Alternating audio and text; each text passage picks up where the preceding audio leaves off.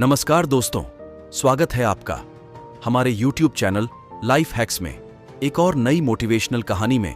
अगर आप मेरी वीडियो पर पहली बार आए हैं तो चैनल को सब्सक्राइब जरूर करें ताकि न्यू वीडियो अपलोड करूं आप लोगों तक तुरंत पहुंच सके। धन्यवाद। गौतम बुद्ध के एक शिष्य के बारे में एक सुंदर कहानी बताई गई है। वह एक युवा भिक्षु था, बहुत स्वस्थ, बहुत सुंदर, बहुत सुसंस्कृत। वह बिल्कुल गौतम बुद्ध की तरह एक शाही परिवार से राज्य त्याग कर आए थे। पश्चिम में जिस तरह क्लियोपेट्रा को मानवता के पूरे अतीत में सबसे खूबसूरत महिला माना जाता है, उसी तरह पूर्व में क्लियोपेट्रा की समानांतर महिला आम्रपाली है। वह गौतम बुद्ध की समकालीन थी। वह इतनी सुंदर थी कि उसके महल के द्वार पर हमेशा सुनहरे रथ खड़े रहते थे। यहां तक कि बड़े बड़े राजाओं को भी उनसे मिलने के लिए इंतजार करना पड़ता था। वह केवल एक वेश्या थी, लेकिन वह इतनी अमीर हो गई थी कि राज्य खरीद सकती थी, लेकिन अंदर ही अंदर उसे कष्ट सहना पड़ा। उस खूबसूरत शरीर, एक खूबसूरत आत्मा भी थी जो प्यार के लिए तरसती थी। जब कोई पुरुष किसी महिला का शरीर खरीदने आता है तो वह उसके प्रति बहुत प्यार का दिखावा कर सकती है, क्योंकि उसने इसके लिए भुगतान किया है, लेकिन अंदर ही अंदर वह उससे नफरत करती है, क्योंकि वह उसे एक वस्तु के रूप में उपयोग कर रहा है, खरीदने योग्य। वह एक इंसान के रूप में उसका सम्मान नहीं कर रहा है। और सबसे बड़ी चोट और घाव जो किसी को भी हो सकता है, वह तब होता है जब आपके साथ एक मृत वस्तु जैसा व्यवहार किया जाता है और आपकी ईमानदारी, आपके व्यक्तित्व को अपमानित किया जाता है। यह युवा भिक्षु भिक्षा मांगने के लिए शहर में गया। न जाने वह सोने के इतने सारे रथों और सुंदर घोड़ों के पास से गुजरा तो वह आश्चर्यचकित रह गया। इस महल में कौन रहता है? जैसे ही उसने ऊपर की ओर देखा, आम्रपाली खिड़की से देख रही थी और पहली बार उसके दिल में प्यार पैदा हुआ। इसका सीधा सा कारण यह था कि जैसे ही युवा भिक्षु ने आम्रपाली को देखा, वह गहरे सम्मान के साथ उसके सामने झुक गया। ऐसी सुंदरता का सम्मान किया जाना चाहिए, इस्तेमाल नहीं। यह अस्तित्व का एक महान उपहार है जिसकी सराहना की जानी चाहिए, लेकिन अपमानित नहीं होना चाहिए। जिस समय यह युवा सुंदर भिक्षुणी झुकी, अचानक आम्रपाली में ऊर्जा का एक बड़ा विस्फोट हुआ। पहली बार किसी ने उसे सम्मान की नजरों से देखा था, किसी ने उसे इंसान होने का सम्मान दिया था। वह दौड़कर नीचे आई, साधु के पैर छुए और बोली, कहीं और मत जाओ, आज मेरे मेहमान बनो। उन्होंने कहा, मैं एक भिक्षु हूं, एक भिखारी हूं। आपके महान महल में, जहां इतने सारे राजा आपसे मिलने के लिए कतार में इंतजार कर रहे हों, यह अच्छा नहीं लगेगा। उसने कहा, उन राजाओं के बारे में सब भूल जाओ, मैं उनसे नफरत करती हूं, लेकिन मेरे निमंत्रण को मना मत करना, क्योंकि पहली बार मैंने निमंत्रण दिया है। मुझे हजारों बार राजा महाराजाओं ने आमंत्रित किया है, लेकिन मैंने कभी किसी को आमंत्रित नहीं किया। मुझे दुख मत पहुंचाओ, यह मेरा पहला निमंत्रण है। अपना भोजन मेरे साथ करो। भिक्षु सहमत हो गया। अन्य भिक्षु उनके पीछे आ रहे थे, क्योंकि बुद्ध जहां भी जाते थे 10,000 भिक्षुओं के साथ चलते थे। उन्हें अपनी आंखों पर विश्वास ही नहीं हुआ कि वह युवा साधु वेश्या के घर में जा रहा है। बड़ी ईर्ष्या, क्रोध के साथ वे गौतम बुद्ध के पास लौट आए। उन्होंने एक स्वर से कहा, इस आदमी को कम्यून से निष्कासित करना होगा। उसने आपका सारा अनुशासन तोड़ दिया है।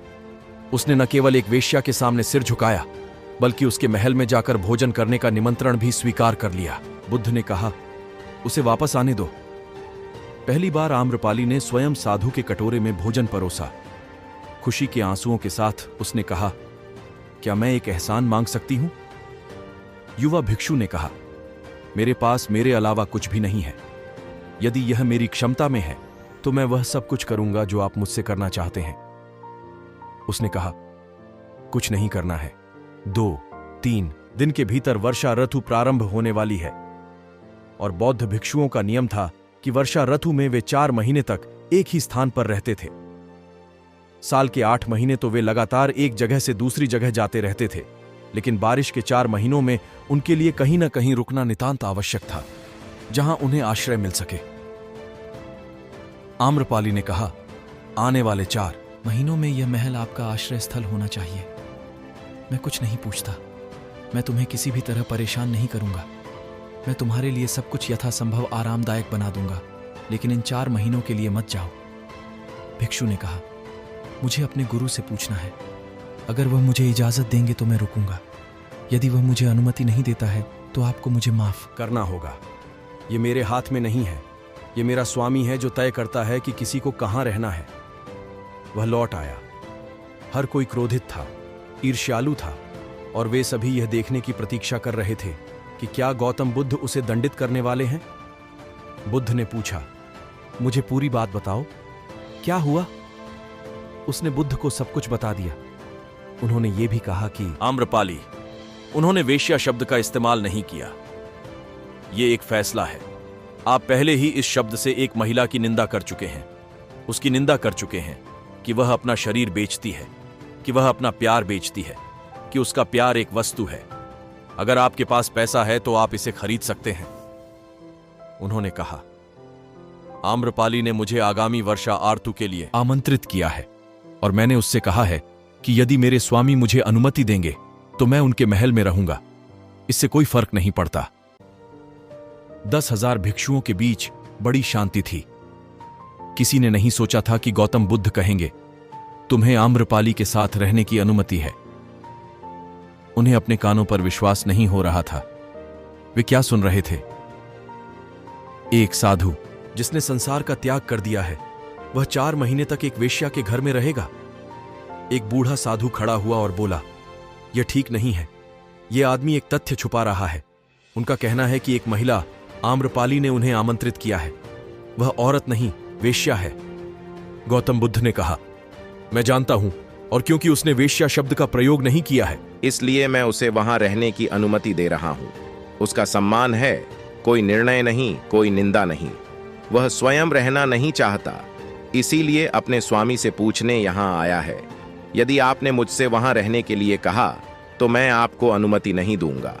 एक अन्य भिक्षु ने कहा, यह एक अजीब निर्णय है। हम अपना साधु खो देंगे। वह महिला कोई आम महिला नहीं, बल्कि एक जादूगरनी है। यह आदमी 4 महीनों में सदाचारी जीवन, अच्छे जीवन, संत के जीवन से पूरी तरह से खो जाएगा। 4 महीने के बाद वह पापी बनकर आएगा।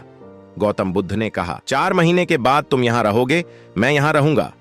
देखते हैं क्या होता है, क्योंकि मुझे उनके ध्यान पर भरोसा है और मुझे उनकी अंतर्दृष्टि पर भरोसा है। उसे रोकना, उस पर अविश्वास करना होगा।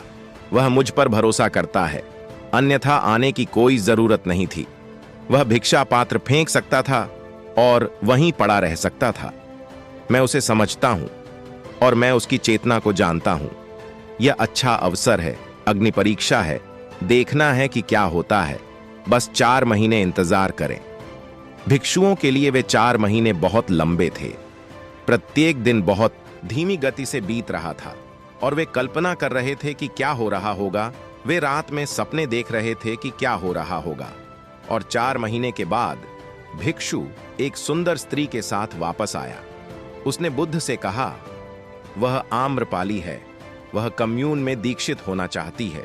मैं उसकी अनुशंसा करता हूं। वह एक अनोखी महिला है। वह न केवल सुंदर है, बल्कि उसकी आत्मा उतनी पवित्र है जितनी आप कल्पना कर सकते हैं। वह गौतम बुद्ध के चरणों में गिर पड़ी। यह उन 10,000 लोगों के लिए और भी बड़ा झटका था और बुद्ध ने उनसे कहा, मैं जानता हूं कि ये 4 महीने बहुत लंबे रहे हैं और तुम्हें बहुत कष्ट सहना पड़ा है। दिन ब दिन आपका मन केवल यही सोच रहा था कि साधु और आम्रपाली के बीच क्या हो रहा था, कि उसे उस स्त्री से प्रेम हो गया होगा और वह गर्त में चला गया होगा। 4 महीने बीत जाएंगे, बारिश बंद हो जाएगी, लेकिन वह वापस नहीं आएगा। किस मुंह से? लेकिन आप देखिए, जब एक जागरूक व्यक्ति वेश्या के घर में प्रवेश करता है तो वेश्या ही बदल जाती है, चेतना वाला व्यक्ति नहीं। यह हमेशा निचला होता है जो उच्चतर के संपर्क में आने पर परिवर्तन से गुजरता है। ऊंचे को नीचे नहीं घसीटा जा सकता।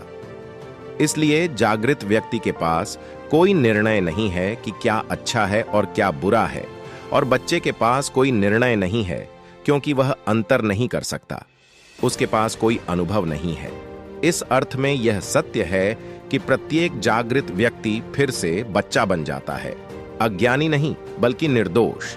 लेकिन हर बूढ़ा व्यक्ति जागृत प्राणी नहीं होता। ऐसा ही होना चाहिए। यदि जीवन सही ढंग से जिया गया है, सतर्कता के साथ, आनंद के साथ, मौन के साथ, समझ के साथ, तो आप न केवल बूढ़े होते हैं बल्कि आप बड़े भी होते हैं। और ये दो अलग अलग प्रक्रियाएं हैं। हर कोई बूढ़ा हो जाता है लेकिन हर कोई बड़ा नहीं होता। ये थी आज की हमारी पहली मोटिवेशनल स्टोरी। अगर आपको ये वीडियो अच्छा लगा हो तो वीडियो को लाइक, चैनल को सब्सक्राइब करना ना भूलें। धन्यवाद।